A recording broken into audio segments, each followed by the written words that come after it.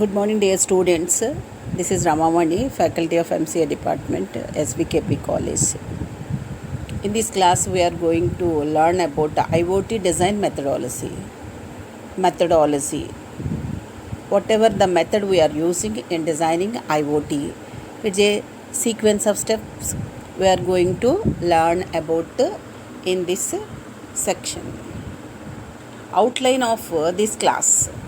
IoT design methodology that includes purpose and requirement specification, process specification, domain model specification, information model specification, service specifications, IoT level specification, functional view specification, operational view specification, device and component integration, application development.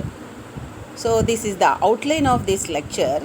In this, it is a collection of specifications that includes design methodology, purpose and requirement specification, process specification, domain model specification, information model specification. These four we are going to learn in this class. The first one, IoT design methodology, the steps. Whatever the steps we are going to learn. Here, purpose and requirements, process model specification, domain model specification, information model specification, service specifications, IoT level specifications, functional view specification, operational view specification, and device component integration and acceptance development.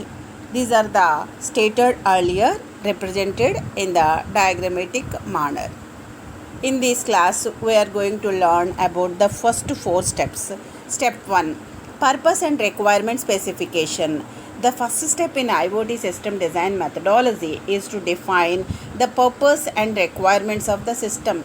Any system, first we have to state the purpose and requirements of the system. In this step, the system purpose, behavior and requirements such as data collection requirements, data analysis requirements, system management requirements, data privacy and security requirements, user interface requirements are captured. In this, the first step of purpose and requirement specification, we are collecting the information related to specification, behavior and requirements. The system purpose and behavior requirements are captured. In the step 2, process specification. The second step in the IoT design methodology is to define the process specification. In this step, the use cases of the IoT system are formally described based on and derived from the purpose and requirement specifications. In the previous step, we are stating the purpose and requirements. In this step of IoT design methodology, define the process specification. The use cases of the IoT system are formally described. Use cases are described based on and derived from the purpose and requirement specifications of the step 1. Step 3, domain model specification. In the third step of IoT design methodology, to define the domain model. The domain model describes the main concepts, entities and objects in the domain of the IoT system to be designed. Domain model defines the attributes of the objects and the relationships between objects. I am repeating the point again. Domain model defines the attributes of the objects, attributes and relationships between objects. Domain model provides an abstract representation of the concepts, objects and entities in the IoT domain, independent of any specific technology or platform. Domain model provides an abstract representation of the concepts, objects, and entities in the IoT domain, independent of any specific technology or platform.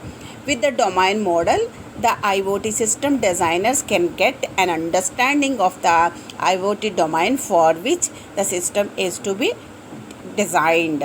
So, domain model specification, we are focusing on the domain model. It provides an abstract representation of the concepts, objects, and entities in the IoT domain.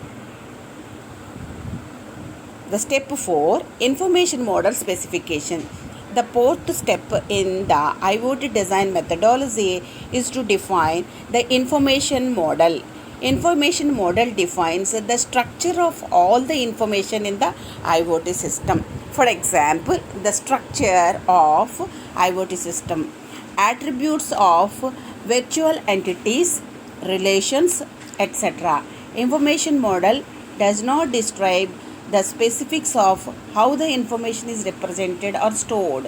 To define the information model, we first list the virtual entities defined in the domain model.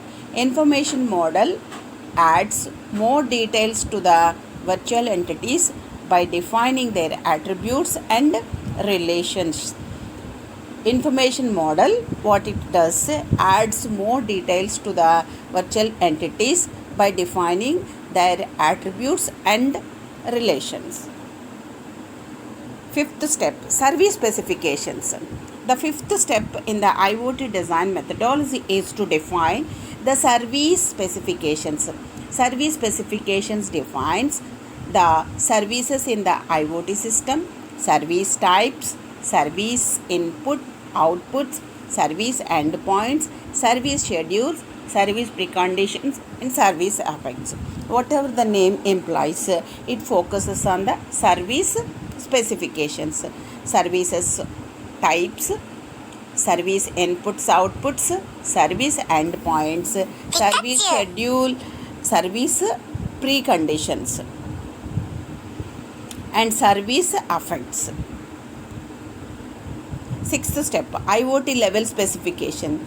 The sixth step in the IoT design methodology is to define the IoT level for the system. In chapter 1, we defined 5 IoT deployment levels. So, in sixth step, which level it relates, we are going to define. The sixth step is to IoT design methodology to define the IoT level for the system. Seventh step, functional view specification. The seventh step in the IoT design methodology is to define the functional view. The functional view defines the functions of the IoT systems grouped into various functional groups, FGS.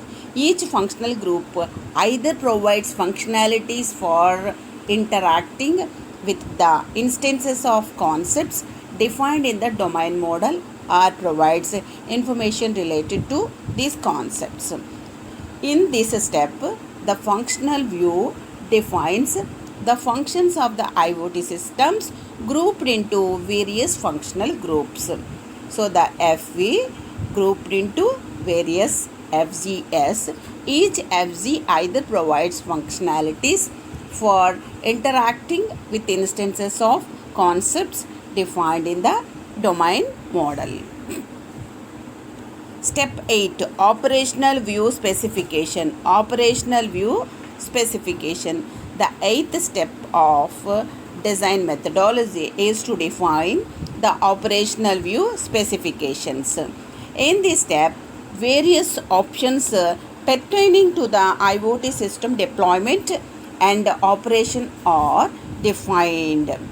Various options pertaining to the IoT system deployment and operation are defined, such as service hosting options, storage options, device options, application hosting options, etc. are focused. Service hosting, storage, device options, application hosting options, etc. etc. are focused. In the ninth step, device and component integration. The ninth step is the integration of the devices and components. Devices, various devices and components integration is the ninth step. Step 10, application development. The final step in the IoT design methodology is to develop the IoT application.